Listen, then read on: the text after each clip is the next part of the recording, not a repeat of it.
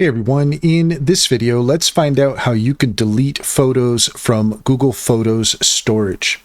In order to do so, here we are at photos.google.com, and as you can see, we have a few photos here we can delete. What we're going to do is we're going to go ahead and click on one here, and then you're going to see up at the top right hand corner, we have the trash icon. So we're going to go ahead and click on that. We're going to move it to the trash.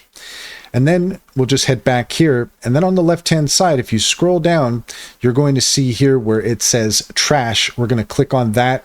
And you can see here where it says empty trash. We're going to go ahead and click on that, select empty trash. And there you have it. We have successfully deleted our photos from Google Photos.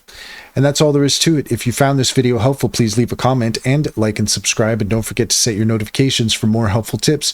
Also, if you take a look in the description, you'll find a link to our link tree there. You'll find our socials and our top AI recommendations, including Cintra. Cintra is a fantastic business strategy tool that gets to know you and your business, offering tailored insights to help you succeed. Check out our YouTube playlist that's all about Cintra. And if you use our referral link, you can get 60% off your first month subscription.